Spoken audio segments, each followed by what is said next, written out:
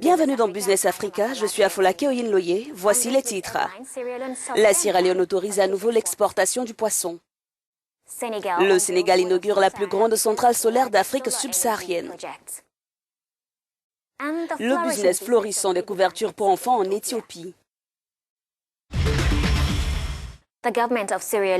Menacée par la pêche illégale, la Sierra Leone avait interdit toute exportation de poissons vers l'Europe et l'Asie. 19 jours plus tard, le gouvernement a revisé sa position.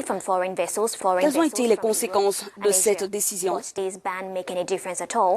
Réponse avec Kenneth Karouri et Jean-David Miamlé. Le gouvernement de Sierra Leone a partiellement levé le moratoire sur l'exportation de poissons. Cette mesure avait été introduite à la suite de l'intensification de la contrebande de ce produit. Le poisson représente en effet une importante source de revenus pour le gouvernement de la Sierra Leone. Il est interdit de transporter du poisson par route pour l'extérieur du pays. Si vous transportez du poisson dans un bateau ou dans un chalutier, vous pouvez continuer à le faire. Mais il est interdit de ravitailler les camions en poisson pour la frontière. Le poisson de contrebande prend souvent la direction des pays comme le Ghana, la Mauritanie et le Libéria. Souri Kabia, un pêcheur sierra-léonais, désapprouve le moratoire en vigueur. Du fait des gens qui vont à l'étranger, nos affaires ne sont plus bonnes. Ils ont coupé nos filets. Ils disent que nous ne payons pas d'impôts. Si les choses continuent comme cela, nous n'allons plus avoir de travail.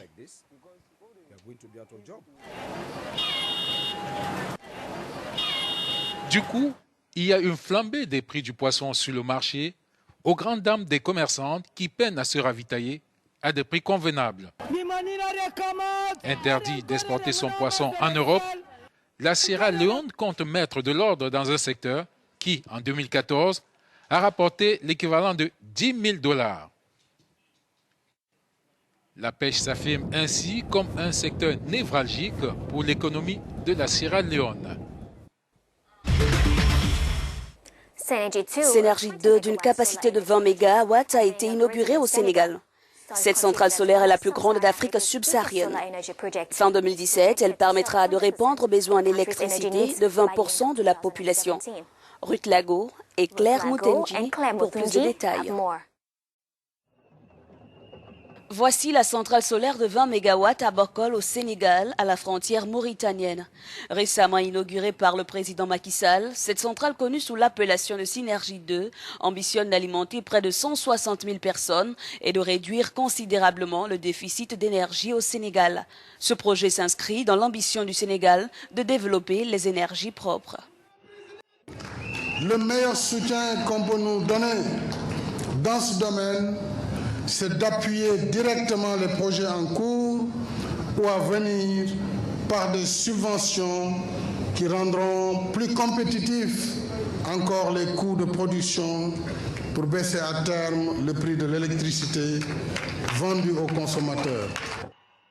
Le coût de l'énergie produite par Synergie 2, explique Greenwich, sera de loin inférieur à l'énergie vendue actuellement au Sénégal, avec un impact attendu sur la compétitivité de l'industrie locale.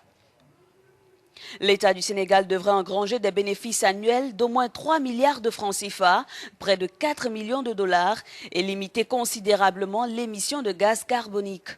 Ce projet porté par Greenwich Partners, une société d'investissement spécialisée dans les projets d'énergie solaire en Afrique subsaharienne, a coûté 26 millions de dollars.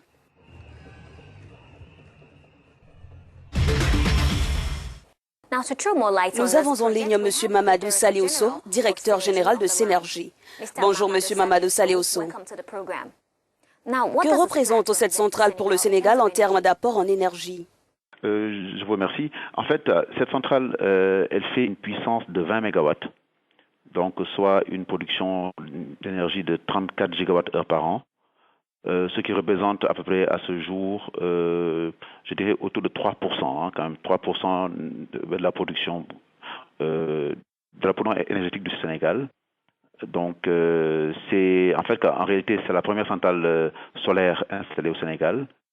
Donc, je pense que c'est déjà un très bon départ, que c'est 3% d'énergie additionnelle, en sachant que l'objectif fixé par l'État du Sénégal pour 2017 est d'arriver à une intégration de 20% d'énergie renouvelable dans le mix énergétique global.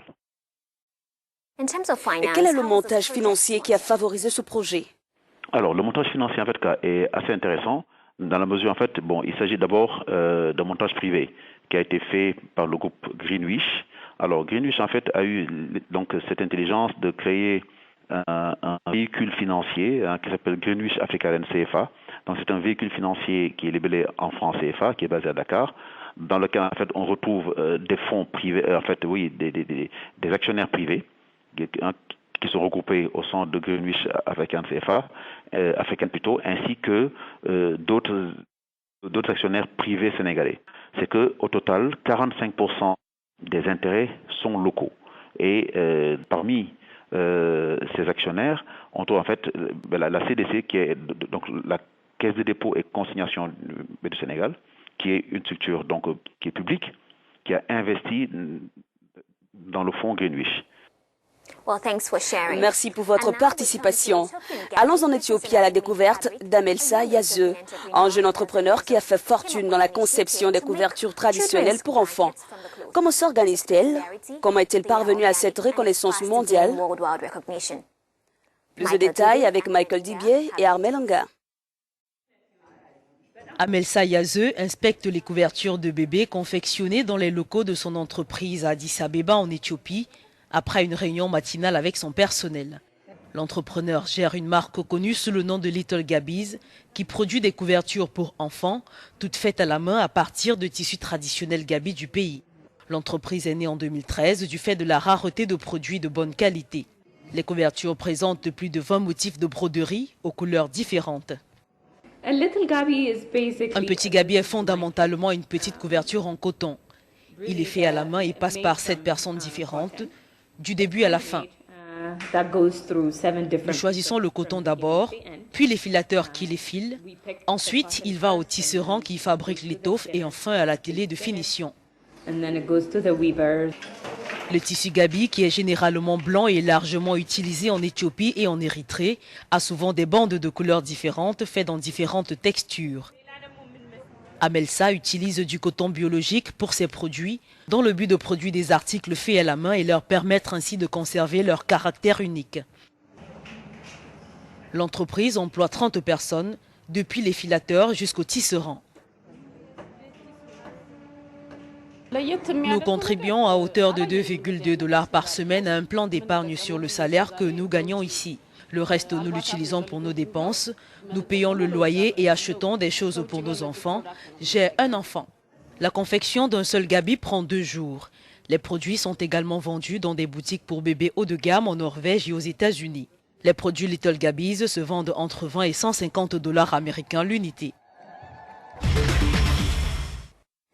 C'est sur ce reportage que nous mettons un point final à ce magazine. Vos réactions sont attendues sur nos plateformes en français et en anglais. À très vite. Bye for now.